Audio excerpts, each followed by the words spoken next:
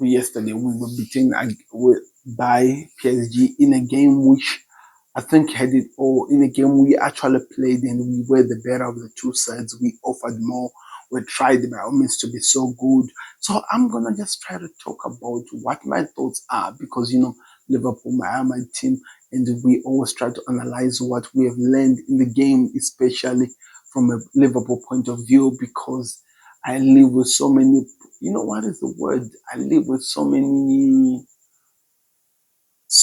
questions rather than answers of what I've seen and what has been left in my heart and what I'm feeling. And in yesterday's game, of course, the emotions were running too high and it was really painful to watch seeing my team going out of the tournament. We played well. We played well. We considered the early goal, I know, but we played well as a team. We played well, but there are a few things that I noticed from Liverpool point of view that so many people might really try to run away from and never gonna really admit. And maybe I'm gonna give a positive spin to this entire whole thing because at the end of the day, this is actually still the first season of my manager, and it looks like we are gonna win the league and we have an opportunity to win a trophy this coming week in terms of the Carabao Cup. So I don't think at the end of the day it is a terrible season. I was listening to Mark Gombrich earlier on today, and he was talking about as much as the Liverpool fans were really hurt and how much they felt over how the game went on and how they went out. You have to remember this is a team that nobody expected them to be there. Of course, expectations changes as the league progresses, and definitely expectations for Liverpool after 15 games had to change because we'd only lost a game and we'd won all the other games, and it felt like we were gonna do something special. We were on top of the Champions League group top stage and stuff like that. So of course expectations do change. But in terms of looking things in the nutshell, had having to had played that good, finishing top of the Champions League route and being given PSG in the group stages, it's still a bitter pill to swallow, to be honest, because you will not really expect that. PSG is one of those biggest teams that are actually favored to win the tournament. And for a team who's supposed to be getting a bonus for being one of the best performers, effectively the only performer in the tournament, and you are given one of the worst teams, one of the worst sides that are going to really test you.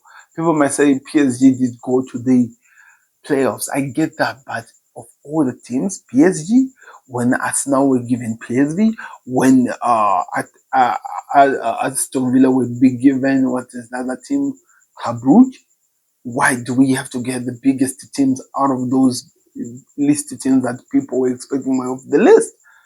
So many questions which needed answers, but we got what we got, and watch some of the best. Luis Enrique said it, that this really, when you look at it after all, you would actually realize that this was a final before the final because these are two teams that was still working on something, hence he's not really performing well in the first stages of the Champions League. But going forward, this was something that was still being worked on, and he created something amazing to watch. And I think that's what we saw in the game because his team progressed and are developing as they go forward, and they are looking like the team to beat. They're looking like the team to beat because I think even if you listen to people who are talking that said PSG after the Liverpool game have just put them in the categories of the team to beat, who has the audacity to come and beat them, who is gonna take that cross to actually come and beat them. Those were the questions which were raised by the world. And it's really gonna be exciting to see how the situation plays out like. But we're here for it. That's why we love the league, the Champions League. For that's all really. So first of all, defensively, as much as we love the players that are defensive for Liverpool, we are too open. We are too open, and I feel like something has to change. Either this team is going to try to improve and actually get some defensive wings, right back and left back. Of course, Andy Robertson, we know already they're looking for a replacement. And Trent Alexander-Arnold is really already officially, as of today, has been confirmed. He has received an official offer from Real Madrid. So there is that situation on the hand. So there could be some changes that are going to happen. So I'm waiting that of those changes, I want to see my team develop. I want to see my team actually performing better. And I'm hoping that we see that happening. Midfield wise, we ran out of gas. And in running out of gas, I felt like, and this is my second point, by the way, I've already started. I felt like maybe if manager had been given enough, and this is me just talking, if the manager had been given enough to have the situations to make the decisions, enough to have the players that he would trust in certain positions, I don't think we would have repeatedly kept on playing the likes of Ryan Gravenberch, Alex McAllister, and Dominic Soboslai almost the whole entire tournament. We needed to have some players coming in who could be difference makers. We could not have that, hence why we continued playing the way we were playing. So I think we have to work on that, and I'm hoping that we get to see Liverpool dealing with that really. And going forward, and I think that's really important, our strike force is dead. Without Mo Salah, really, to be honest, we can't rely on it's not enough Cody Gakpo's goals, which he scored. By the way, he is our second goal scorer for it to help out and max out a season. Without Salah, a player in which when you look at it, it looks like he's not going to get a new contract, the way things are looking like. Without Salah, where would Liverpool be really in this situation? Where would they be in this season? He single-handedly offered Liverpool almost 70% of their goals to push them to where they are. According to some stats, I heard that if those goals are taken away and assists, we could move down to 30. And that's even a scary look.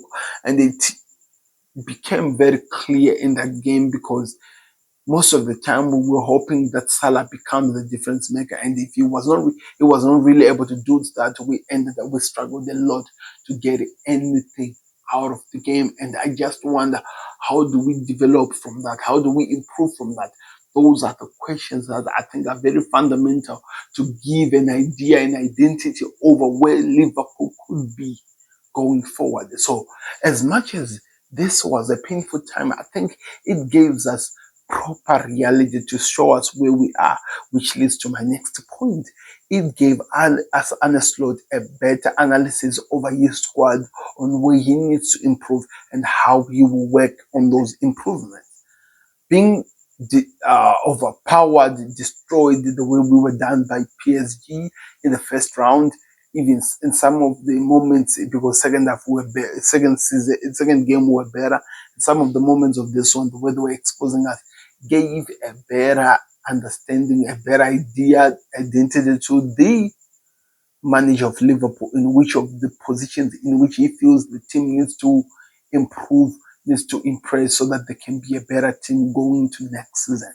So it's going to be really interesting to see how the transfer window, which we have been promised so much on all the things that are going to happen, how they'll start working on the improvements, especially with what we are seeing. So I'm really excited over that situation.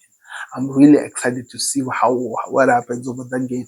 And PSG, I think we saw one of the best teams in the league, to be honest, in the Champions League, really. And I think they are gonna go far. That's my final point when we look at this. They are gonna go far because they are that good. They just got that goddamn good, and they showed it in the game, and they deserve to be where they are. So I'm really excited over where the future is. So we play Newcastle in the Carabao Cup this week before going to international break. It's gonna be an interesting day, of course, and I can't wait to see what happens. Don't forget to like the video. Don't forget to subscribe to Connect. Let me know what your thoughts were over the games and what you thought of the Champions League overall as well, and where we go forward from here. I think we learned a lot as Liverpool. I'm out. Subscribe to the Football Connect. Don't forget to like the video.